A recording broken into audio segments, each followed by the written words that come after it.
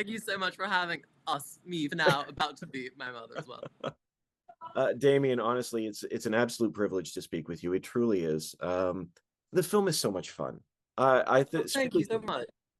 It truly is. Strictly Confidential is an absolute blast, especially for your first feature. Where did it come from? I came up with this idea when I was 17 after I lost a close friend to suicide, and it was a devastating time. I was 17, so I wrote the story, but I had to tuck it away in a drawer and had no idea what to do with it. Then, lockdown happened, the world fell apart, and after lockdown, I made a short film, which an executive at Lionsgate saw, and I got a call out of the blue, which is the most joyful call of my life, saying, "Hey, we've seen your short film. Do you have any other scripts? We'd be really interested in working with you for you to write and direct a feature," which was terrifying and exhilarating. Of course, I went, "Yeah, I've got tons of scripts." And ran around desperately going through every idea I'd ever had in my life. And I found this old script that I'd written. And, obviously, things had changed. And, in the 3-year interim, my father had also taken his own life. A lot of things had gone on in my life. And I'd grown up, etc., etc. But, I updated the script, rewrote it 1,000 times, but Strictly Confidential was born. It's one of these types of films that you absolutely just hang on for the ride. There's so many twists and turns along the way. And of course, now she's not with you right now, but I feel actually. Oh, here she is. Sorry.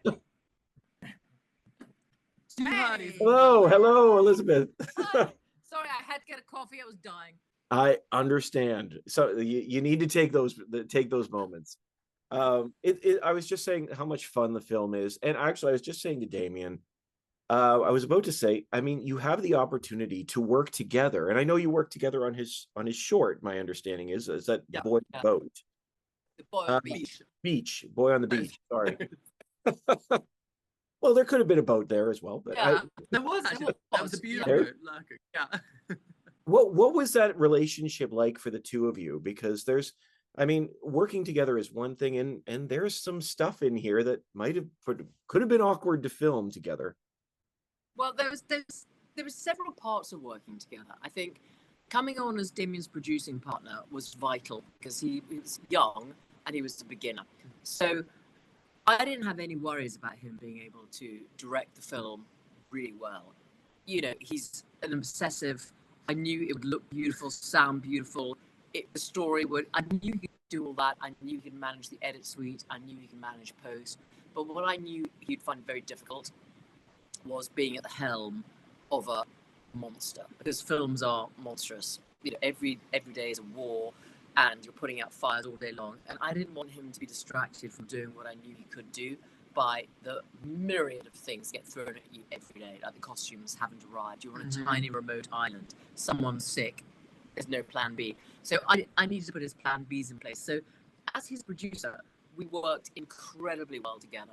Him directing me as an actor, we incredibly well together. I think he's one of the best directors I've ever worked with. I've worked with some really good ones. He's fabulous with cast, and you mentioned there could have been some awkwardness in some scenes. There weren't, because he was just great like that. The only time, in fact, we bickered and I was annoying to him, I think, is when I wasn't being producer, I wasn't being an actress, but I was being a mummy. And if I went, Damian, you need to drink more water. Damian, you don't have enough sunscreen on. Damian, that really got on his nerves. So I had to stop that. Yeah. And then we were fine, right? As professionals, we were great. I think going back to those scenes as well, I think, when you're making an independent movie, we had a lot of time for prep, a lot of time for post, but only 18 shooting days, which is a killer. Every second matters, every minute counts. So you just don't have time. Instead of worrying about if the scene's awkward or not, you're worrying about being dive bombed by mosquitoes, losing the light, trying to shoot 6, 7, 8, 9 pages a day, coming to set in the morning, hoping to shoot a tranquil beach scene, but actually having a tornado warning and a tropical storm, literally. But day one. So there's just no time. So everyone's really up in arms about those scenes, but I'm afraid to us, I keep saying they felt normal and that it's just show business, but actually they didn't even register. We were just in a desperate panic to make the days and make it as beautiful as possible. Well, and Damian, I will tell you, I got the chance to speak to Georgia, and she said she absolutely adored working with you. She thought as a director, you were incredible. That's so nice to hear. Georgia, I think, is so phenomenal in the film. I can't even put into words. She's become one of my best friends. I respect and value her so much as a person, and as a performer. She's fearless. She's totally devoid of self-consciousness, and my movie wouldn't be the same without her. She honestly, she does a great job. And I know we're starting to run out of time, but Elizabeth, I wanted to had a question for you about your character, because she's a fascinating woman. She truly is, and she has this line as the film goes on, that she says, "I'm just messed up and not a bad person."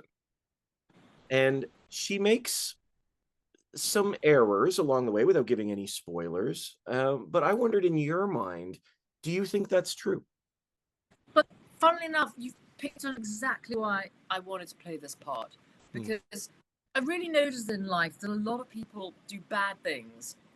They make mistakes, but they always can self-justify them and say, I never meant to hurt anyone. I'm not a bad person. But nevertheless, they're causing havoc, and she causes havoc by some of her actions. And what I really liked was the fact that Damian gave me that line in it where she said, right at the end, maybe it's what I deserve, when she's actually going to get into trouble for what she's done. And she seems to acknowledge that it's actually not good enough to say, I didn't mean to hurt anyone, and I'm a good person. Because we all say those lines all the time when we do things which we shouldn't have done. You know, she took some steps, she betrayed her family, and she set into motion this entire action of the film. Because if she hadn't taken her steps, none of it would have happened, probably. So I really felt that I got to walk a delicate line of somebody who was real. She meant it. She didn't mean to hurt anyone, but I liked her realizing that she did. Perhaps she won't again. Who knows? I appreciate that, because there's a beautiful arc with her along the way, and the film is so much fun. For you both, as we wrap up, what do you hope people take away from Strictly Confidential? I hope people love it as much as I do. We do. You know, this has been 2 years of my life, a labor of love. We've slaved over it every day. And I just hope people enjoy it. You know, there are some heavy themes in it, but at the end of the day, our job as entertainers is to entertain. And I really hope we have, and that we do, and that people enjoy it. Yeah, this is a sensual mystery with a pulse. And I just hope people have 90 minutes of stepping into this amazing looking world and just watching everyone navigate their way through the lies and the deceit and betrayals and see what prevails. I hope so too. Thank you so much for the time. I really appreciate it. And I wish you the best. It's great to speak to you. Have a great day. Thank you so much for having us. Bye. Thank you. Thanks. Bye-bye. Don't worry, like you never stopped.